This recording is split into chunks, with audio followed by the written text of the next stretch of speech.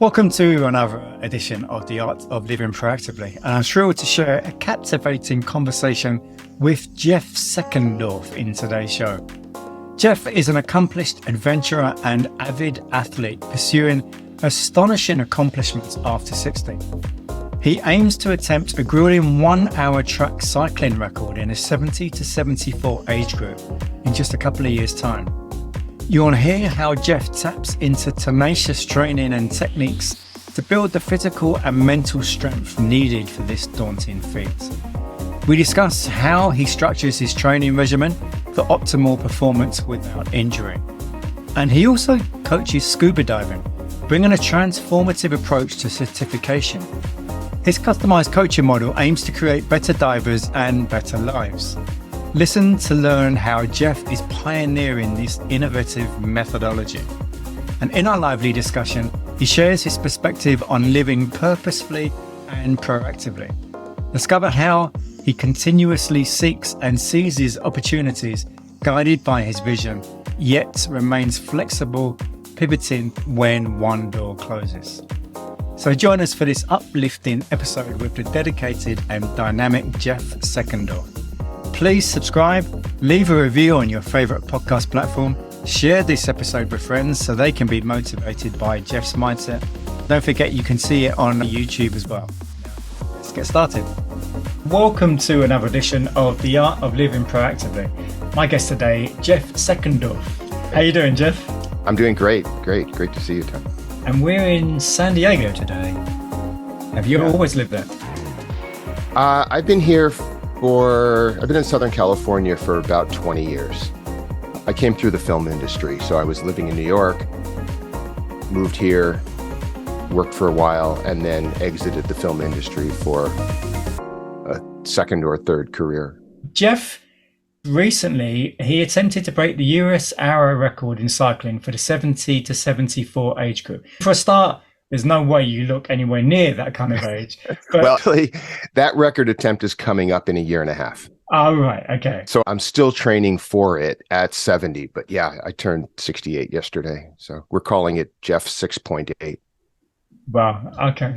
I love it. Yeah. So let's start from there then. Have you been cycling a long time? I've been cycling all my life, but competitively only since I was around 50. So maybe for the last 18 years or so, I've been racing. I raced on cross-country skis as a kid. I've been a competitor all my life in different sports. But then in my early 50s, I found triathlon. Okay. And what I learned in triathlon is I love to run and hate to swim. So it was a short-lived 3 or 4 years of racing triathlons. And then on my 60th birthday, I decided no more running. Okay. I got to 60 running my whole life and never got injured. And I'm like, everybody I know, their knees are screwed up, their hips are screwed up, whatever. So I just said, all right, I'm just going full on bike.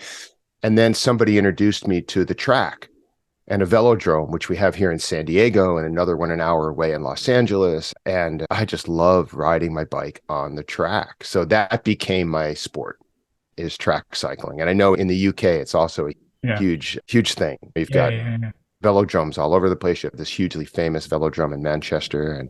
And there's a few directions we could go from what you've just said. I want to go back a little bit. So you mentioned that you started doing triathlons at the age of 50. Yeah. Did something happen health-wise that made you start doing that, or how did that all come about? No, it was just seemed like a natural thing.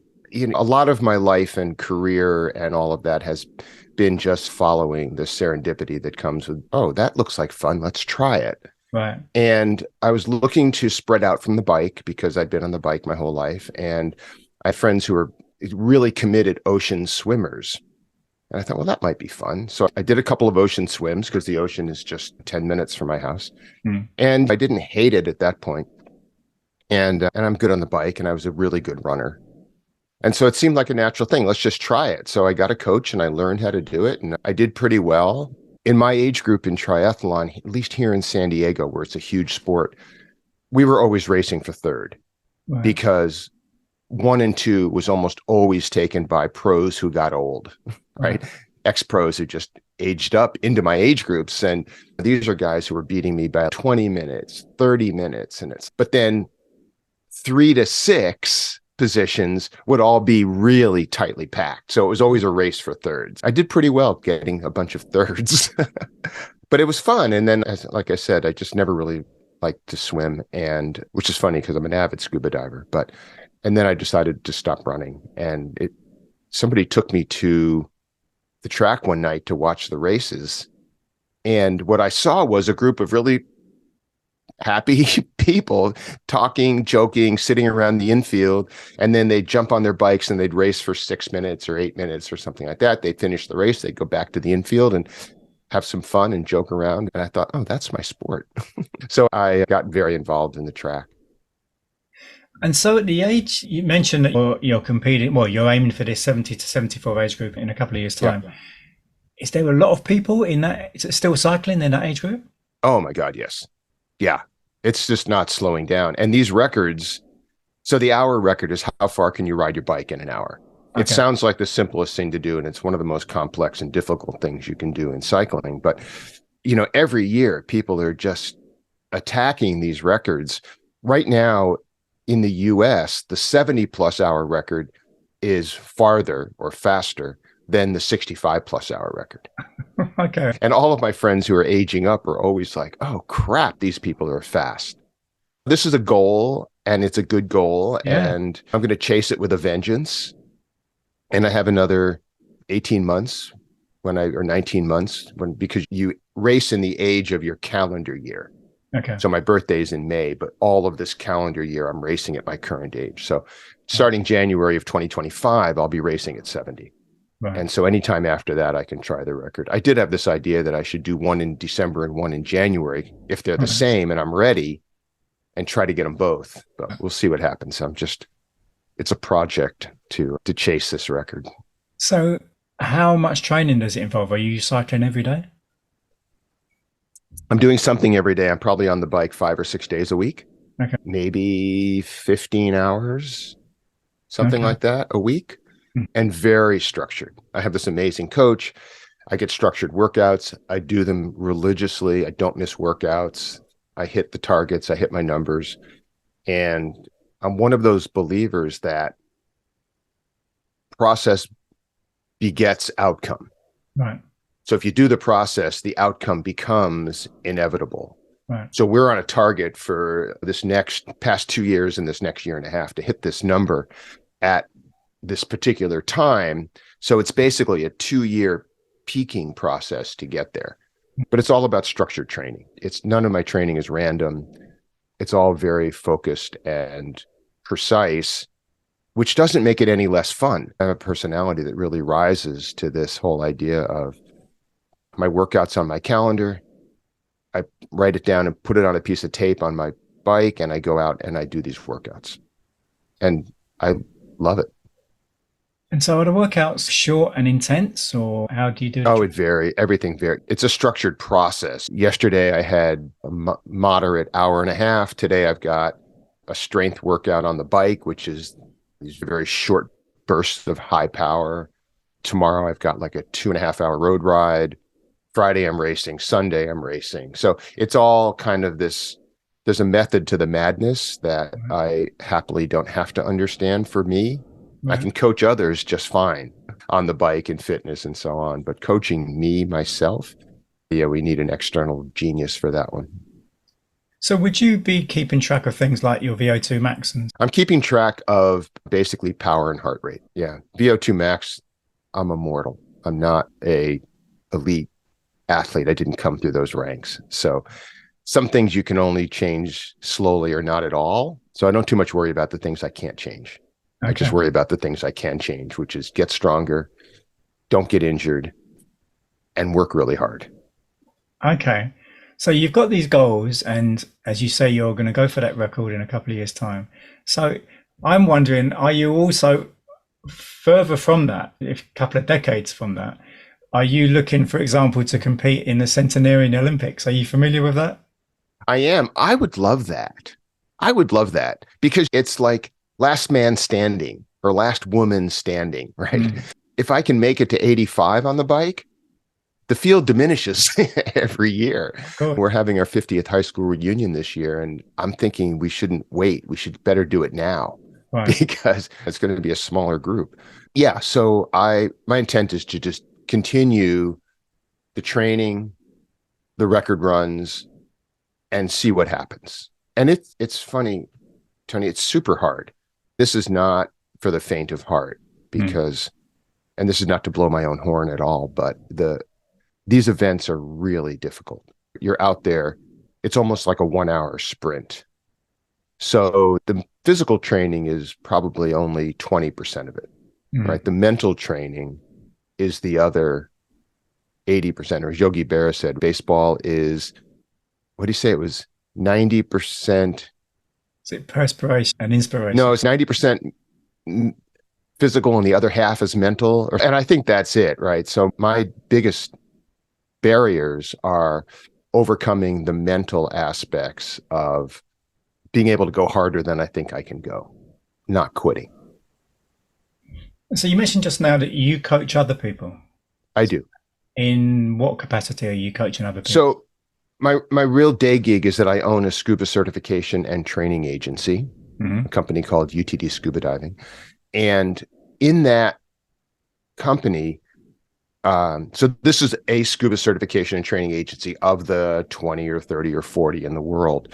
What we were able to do in that, because our bureaucracy is, you're basically looking at it, is that we created a coaching model for training scuba divers. This was a really interesting thing where we took a 4-day transactional class and we used the exact same model that I'm using on the bike.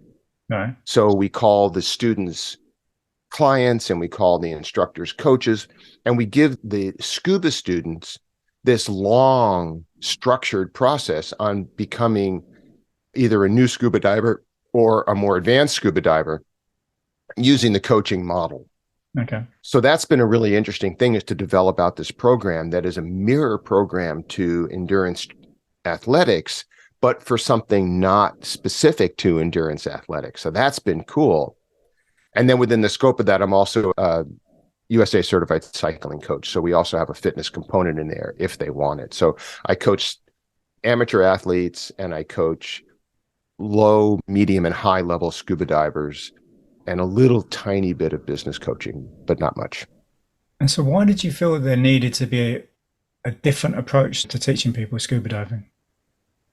So that's a really good question. What I know from the bike is, when I look at my whole life, work, family, marriage, relationships, business relationships, all of that, the bike makes me better.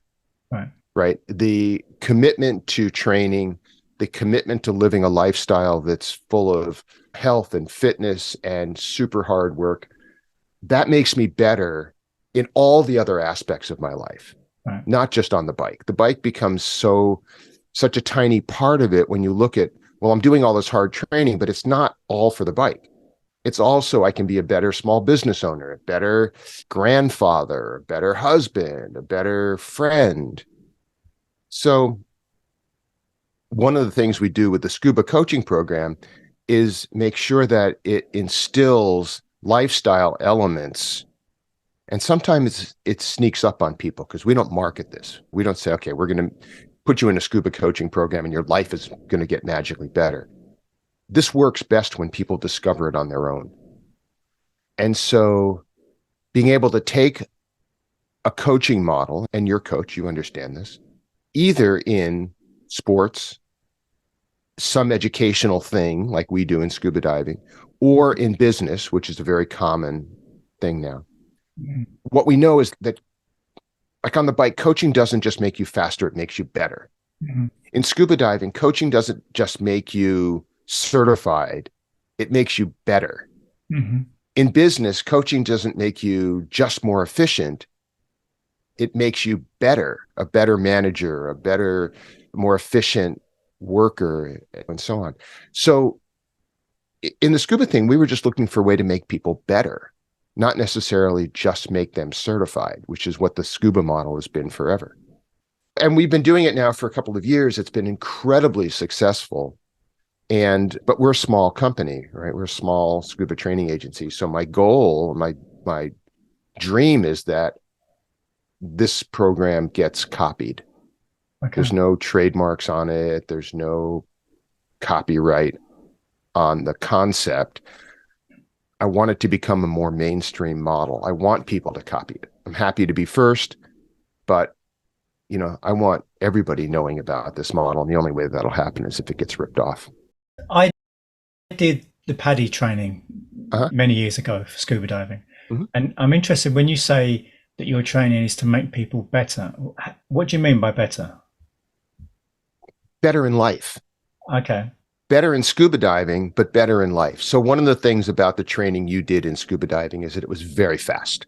Uh-huh. You probably had a weekend or 2 weekends. And basically all you can do in that time frame is they taught you how to use the gear and hopefully not kill yourself. Yeah, well, I'm still here. You're still here, which is awesome. What we're saying is that using the gear, which is all you can really teach in a weekend class, is only like 5% of it.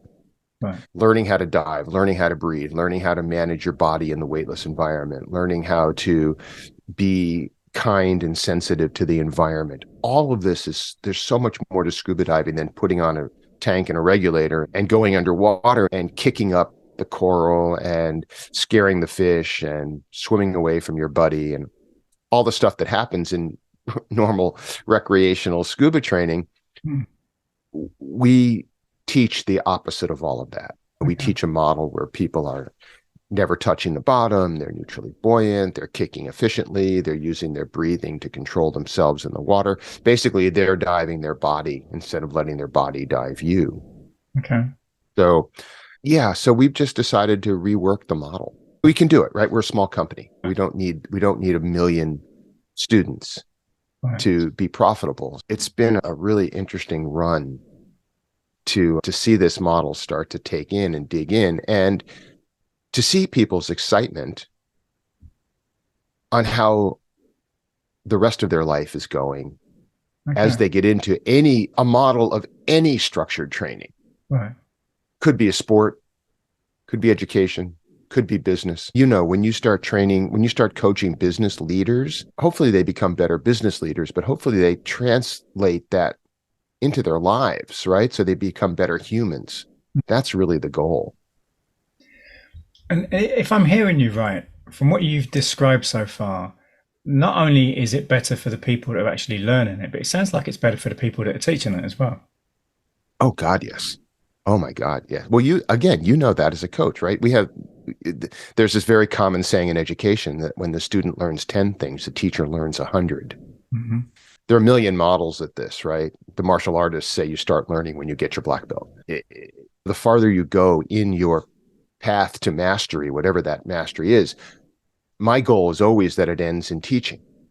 We look at students and clients coming into the UTD Scuba program, and 1 out of 20 I see come in and say, oh my God, you'd be an amazing instructor. Right. Let's tickle that path a little bit. Let's see if that's something that interests you, and let's see if we can get you on that path. And your goal becomes not so much becoming your own personal best, it becomes guiding others to become their personal best. And that mindset of, let me take something I'm good at and help other people get good at it also, is part of this thing of better. Right. I think becoming better means you get to share it. Becoming better means you get to guide others. Becoming better means you get to be a competent and efficient guide or coach or teacher or instructor, whatever it happens to be. It's one of my goals in coaching that we make new coaches. Right. Not everybody's cut out for it. I have clients who I brought this up with, and they're like, no, not interested. Don't want to do it. Working on my own thing. And that's awesome. But then we also have clients who say, never thought of that. Let's explore it. And that guides people into this ability to say, well, I can make my path solid, and how can I make others' paths solid? So do you have many coaches teaching your method? Well, every instructor. Right. Yeah, hundreds. And they're not all coaching, but they're all able to. And are they mostly around your kind of location, or is it geographically spread? This company is very strong in Europe and Asia, and moderately strong in the US. So we're scattered everywhere. And it's, as you went through your training with an agency called PADI, you can go through your training with an agency like ours called UTD Scuba Diving, or there are dozens of others in the alphabet soup of scuba training agencies. So most people walk into a dive center and say, I want to learn to dive. They don't care what the agency is that is going to give them the certification card. Yeah. So we've just come up with a training methodology that we think is better or different enough that it gives people a choice. Do you want to train in this method or do you want to train in this method? And if you don't know, and you walk into that shop, most of our instructors guide you to this training method that we've developed, whether or not it's coaching or a transactional class, because again, we're conscious of the environment, we're conscious of team diving, we're trying to be safe and so on. The podcast is called The Art of Living Proactively. What comes into your mind when you think about being proactive and health? I think it's pretty much exactly what I just said. It's, to me, proactive living is always saying yes. Something comes up, gets in front of you, say yes first. Okay. Right? If you say no, that just shuts the door. If you say yes and it doesn't work, well, that's okay, but you gave it a shot. Okay. So living proactively to me is seeing opportunities where they may not be obvious. Mm-hmm. Seeing opportunities where you may have a vision of something that's clear, but there's a spur, a left turn off that looks really interesting, that maybe you explore that a little bit. So you use opportunities to find opportunities that lead to opportunities. And then you've got this wonderful track of living really interesting stuff. And they don't all have to be successful. And they don't have to last forever. Again, we have people come into the scuba coaching. I had a guy come in for a month. Oh yeah, no, it's not what I expected.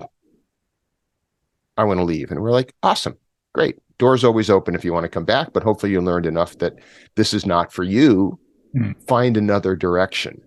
There's that line about when one door closes, 15 windows fly open. So when you bump into that closed door, just it's metaphor time. Take a step back and look and see what windows are open. If this didn't work, try this. If this didn't work, try this. Where's the spin-off of the thing that didn't work? And then, of course, I think part of it is also know when to say when. I don't really believe in quitting while you're ahead, but I think you should definitely quit while you're behind. If something's just not working for you, find something else. Looking through your podcast series, everybody has a different version of what proactive living means. And you do also, I'm sure. But mine is really about dig the opportunities, love the opportunities, and never close a door on something that might be fun, even if it's small. You don't have to, like, cycling has taken over my life in a lot of ways, right? It's basically one of my several full-time jobs. Right. It doesn't have to be that. It could be gardening. You do 2 hours a week. But, I'm not much of a gardener. My wife planted a vegetable garden this year for the first time. And she's walking in the door with 2 little tiny cherry tomatoes. It's, look at these beautiful tomatoes. And there's 2, and they weigh like a gram each. But it gives her so much joy to go out there and to water and to take care of them and prune them and pick them. It's a purposeful thing for her. Yeah. It's costing us way more than just going to the store and buying some tomatoes, but there's such beauty in it and such joy and love in what she's doing in this very small little window, which stacks on top of her career. And she's a cyclist also, and so on. So it doesn't have to be this massive thing. You don't have to cure cancer or fly to the moon. You just have to do something that helps one other person, I think. And do you think, have you had that attitude for a long time, or was it do you think there was a sudden point where that kind of developed? No, I think I've been blessed with that concept forever. Whatever career moment I've been in, I've always had a teaching element in it. Okay. I spent 30 years in the film industry, had a pretty successful career before I retired from that. And of those 30 years, I spent 25 of them also teaching. Right. Workshop programs, mentoring programs, things like that. So this has been part of my life forever. And now with cycling, again, there's no point in me just doing it on my own. That's the why climb a mountain? Well, because it's there attitude. And I think that if you're going to climb a mountain because it's there, you're missing so much that you can do to help others find purpose, find reason, find something interesting or some other spin-off that they didn't know about that makes their life better, which in turn makes others' lives better. It's a circle. And the impression I have is a lot of people as they get older, especially once they pass 60, and 60 seems to be a real mental barrier for some people, they are then scared off by doing things such as cycling because of fear of injury or whatever. What would you say to, and I'm guessing you're coming across people who are that sort of age and maybe they haven't considered cycling. Do you come across people like that? And how would you talk to someone who maybe does have a fear of being injured and they're 60, 70 or whatever? That's a good question, because one of the things in coaching is that you're not the fitness police. You have to be open to bringing people into a program where they are, which means if you bump into someone who's just not ready or not able, then you just have to say, okay, well, cool. But if you run into somebody who has a spark of interest and this project, whatever you're bringing to the table, be it cycling or expanding a business or whatever, is just something they hadn't bumped into prior, and you can open their eyes to, well, here's a way to explore this newer vision of yourself, then maybe you can try it. Which doesn't mean I've been on a bike for 50 years, right? I didn't just come to this Thursday and say, oh, I'm going to go break an hour record, although there are people who do that. It's rarely successful. So I think a lot of this, to answer your question, because this is like one long tangent, is you have to address people where they are. And people have to be ready to make some proactive engagement into whatever they're about to start. Otherwise, you're just forcing your vision on someone else. And from kids, you can't tell them anything because I have a 12-year-old grandson who he knows everything and we know nothing. And we exist with a tremendous amount of fun in that environment, and it's fine. Oh, you don't know anything. I was like the other day, what's TikTok? And he's, oh, you don't know what TikTok is. It's no, I don't know what TikTok is. Tell me what TikTok is. Train me, educate me. So we try to give, him opportunities to teach us, to open the door there and say, well, I can help somebody else, even though it's my crazy grandfather. And I guess what I was getting at is, I think a lot of people, once they reach 60 and above, and understandably have much more fear of injury. Yeah. And yet it's so important. It's more important for that age group to be doing regular training in strength and many other areas of physical exertion. Yeah. So to be very specific about that question, get a guide, get a coach, go in with the idea that I need to increase my fitness. I need to increase my strength. I need to not be injured. And I think the key there is find the coach who sets that as your priority. I'm in the gym. I cycle through a personal trainer 1 or 2 cycles a year. And he's a good friend of mine. I've been with him for years and years. And I go in for 6 or 8 weeks and I come out and I go back in.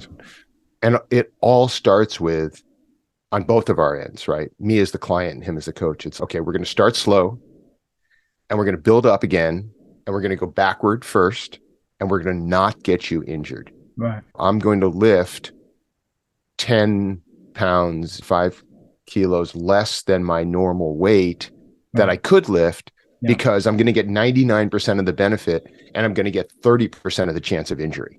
Yeah. So that it's that risk reward thing on injury that is tricky. And if somebody comes to me and says, hey, I want to ride a bike and get stronger, but I'm scared to death of the road. It's, well, great. Start on a Peloton. Right. Start on a home trainer. Start on the track where there are no cars and no brakes, but that's a different story. And do something only tiny bit out of your comfort zone, not miles out of your comfort zone. And then all of a sudden things become manageable because you get into these small bite-sized pieces, which are much easier to manage and much safer to manage. But these things don't have to be risky. They don't have to be risky. I spent a long time as a competition aerobatic pilot, flying little single engine airplanes straight at the ground at 200 miles an hour. And it's not risky if you are in control and you understand the limits, your limits, the airplane's limits. It's just another thing to do carefully. Diving's like that also. I'm a well-trained cave diver, and I don't find that risky, but I'm way within my limits of training and of comfort and pushing slowly and so on like that. So I think you've asked me the same question twice, which means I'm not either paying attention or I'm just saying whatever I want. But I think that do exercise, do train, get a coach, don't get injured. And the way you don't get injured is to start out with that as a priority. And then you can move as far as you want. Would I be right in thinking, so going back to the scuba diving, I haven't done it for a long time, but it would seem to require a much lower level of fitness, certainly than the cycling. So therefore, would it be much, in some ways, a better form of exercise for older people? Yeah, I don't think scuba diving's exercise. Right. I think it's anti-exercise, right? It's more like Tai Chi than karate. But it's funny because also with scuba diving, you have to be able to carry all that junk around, right? So you do need some level of strength, and we advocate strength training all the time because most of the injuries we see in scuba diving are back injuries, like picking stuff up or walking on a boat with a tank on, things like that. But once you're in the water, the idea is anti-exercise. You're trying to keep your heart rate as low as possible, keep your breathing rate consistently steady, and because you have a limited air supply. So I don't see scuba diving as a way to move yourself to fitness, but I do see scuba diving as a way to move yourself into a fascinating world of recreation. It has to be if you're going to use it as fitness, then the strength and endurance and all that comes from other stuff, bike, run, swim, all that. And so would you, in the scuba training that you do, is there any sort of breath work at all? You know, it's funny you said that. We have one of our instructors who is actually developing a breathing class for us. Okay. We haven't done it yet. And we haven't incorporated yoga and all that other stuff because we're still a bit mainstream. But it is a good idea. And we haven't pursued it. She brought this to our attention last year and we haven't actually done anything about it yet. But I do think it's a good idea. Yeah. If people want to find out more about you, and I'm guessing for doing something, for the two things you do, for the cycling and the scuba diving, it has to be face to face. It's not something you can do online. And so I'm guessing people have to come to you if they'd like to take part in some of this. On the scuba coaching thing, we have a model that works really well long distance. Okay. So we bring people into the program. Their coach can be anywhere. We manage all of the academic training, the critiques on pool sessions, things like that. And then we get them to a local instructor for the in-water training. So it does work really well as a long distance program, which is another reason I think it's unique. You can work at home and get 80% of it done. Then you just jump in the water with a camera and a buddy, and we critique that. And you're not tied to somebody else's schedule and things like that. Yeah, no, it doesn't have to. Same on cycling. My coach lives in Colorado, and I see him in person twice a year, but we communicate almost daily. And so what website would people go to if they want to find out more about either of those? For scuba, it's simple. It's utdscubadiving.com, UTD as in Unified Team Diving, which was the original name of the company, utdscubadiving.com. And to learn more about what I'm doing and me, we have a website called the instituteofpurpose.org. Okay. And it takes everything we've talked about since we started this conversation, and it packs it into sort of an overview of how to live with purpose, how other people are living with purpose, get some guidance on what you could do. It's basically content about living with purpose. Right. 30-second clips from people about what they think their purpose is, and slightly longer videos, 5 to 8 minutes, on hearing other people talk a little more in depth about what they consider to be their purpose.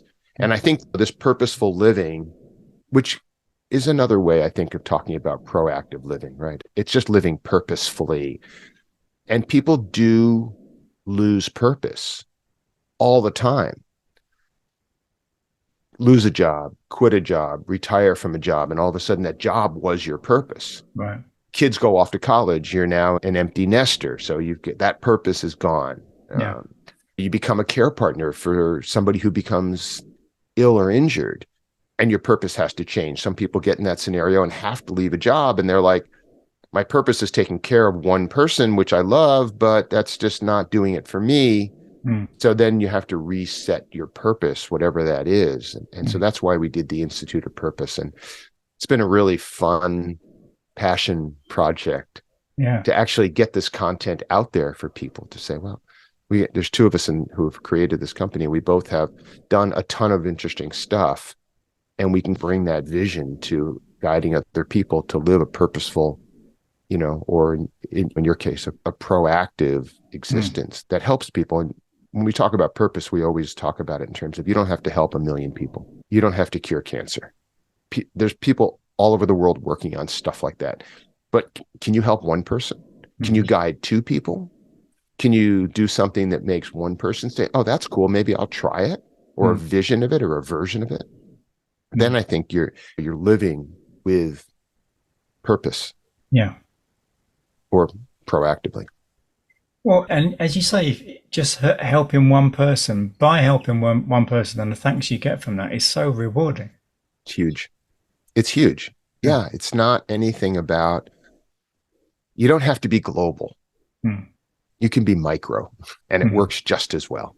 Yeah. Changing the subject, Jeff, if I primed you for this before, so now's the time. So a book that's really moved you for any reason, what comes to mind?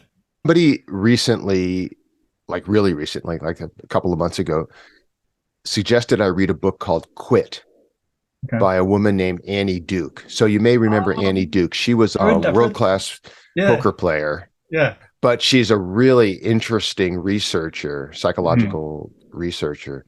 And poker is the purest place where you know when to hold them, know when to fold them, all that stuff. So she wrote this book called Quit, and it is the psychology of quitting, right? So this was offered to me by somebody on my coaching team, because as I'm learning about the mental aspects of cycling, one of the things that I have to overcome was, okay, right this second, I'm going full gas. It's too hard. I'm going to back off.